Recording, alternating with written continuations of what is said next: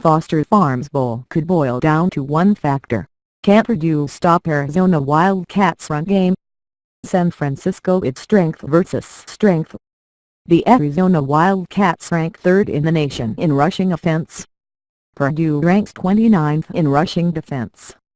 You needn't look further to find the area where Wednesday's Foster Farms Bowl will be won. The heart of their team is that front seven, UA senior guard Jacob El-Sadiki said. That's going to be a big challenge for us. It's going to be a battle. The Boilermakers 6-6 will devote almost all of their manpower to slowing the Wildcats' Calotate-led rushing attack, which averages 324.4 yards per game. It's nothing Arizona hasn't faced before. We've seen 9 in the box over and over and over, UA senior tailback Nick Wilson said Tuesday during a news conference to preview the Foster Farms Bowl. Like every game, El-Sadiki added. As Wilson noted, the Wildcats 7-5 have succeeded most of the time regardless. They have rushed for more than 500 yards twice, more than 400 twice and more than 300 three times. Only twice has Arizona failed to rush for at least 200 yards. Both games resulted in losses. Behind a veteran offensive line, a legitimate dual-threat quarterback and a deep stable of running backs, the UA became the dominant run team this season, the sort of offense that could impose its will on opponents no matter how many defenders crowded the line of scrimmage. As El-Sadiki put it, Arizona has been able to take away the other team's manhood at times this year. It's a pretty cool feeling, he said. El-Sadiki knows that level of exertion will be required to move the ball consistently against a vastly improved Purdue defense. UA coach Rich Rodriguez noted the size and experience the Boilermakers have up front, concluding, they've got a lot of grown men.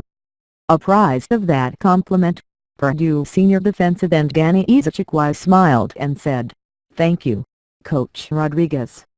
But it's what Ezechikwai said next that reveals the secret behind one of the biggest defensive turnarounds in the nation. "I feel we play really, really hard," Ezechikwai said. That's one thing that Coach Jeff Brohm and his staff honed in on when they first got to West Lafayette. His message was to play hard. Wins and losses will come, and things will happen, but people will recognize when you play hard. We definitely hang our hats on that. Brohm took over a downtrodden Purdue program last December. The Boilermakers had won 3 or fewer games each of the preceding 4 seasons.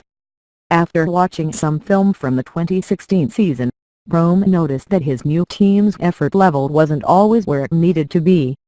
He and his staff aimed to remedy that the moment spring practice began. "For us, it's all about playing hard, playing tough, playing smart and making sure that we try to win that battle every game," Brohm said. "If we do, we'll have a chance to win. If we don't do that, it's probably going to be a long day."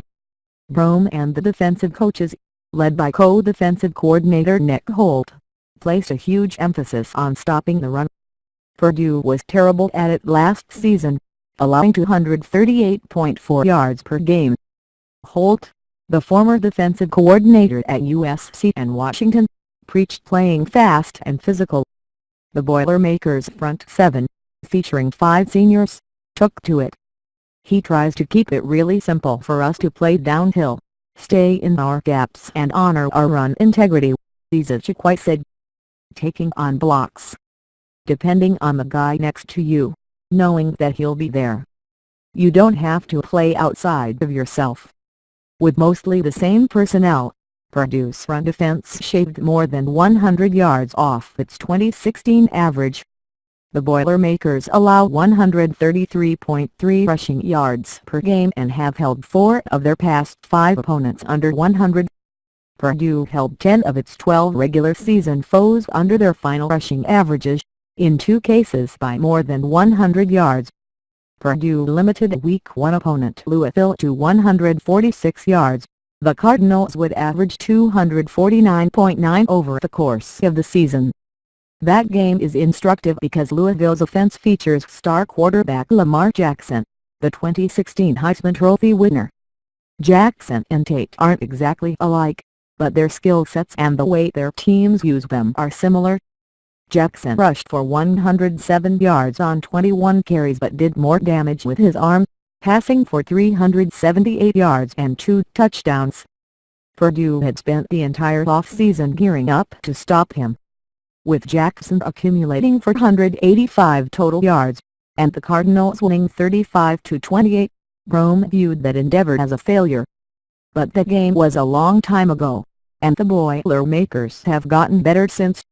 They feel better equipped to contain Tate, who in 10 games has 1,353 rushing yards, just 90 fewer than Jackson accumulated in 12.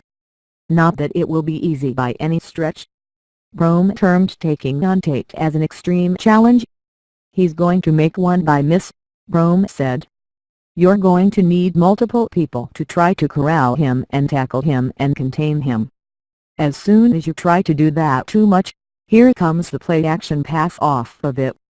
Having been victimized by Jackson's passing, Purdue is wary of focusing too much attention on Tate. He has taken advantage of one-on-one coverage at times and gladly has handed the ball off when his reads called for it. Running backs Wilson, J.J. Taylor and Zach Green have combined for 1,723 yards and 22 touchdowns. Whether it's the tailbacks, Tate, or backup quarterback Brandon Dawkins' 459 yards, 8 TDs, the line has been Arizona's driving force. Like Purdue's front, it's a hard-working, veteran unit. Strength versus strength. "It's going to be a dogfight," Wilson predicted, "from the beginning to the end."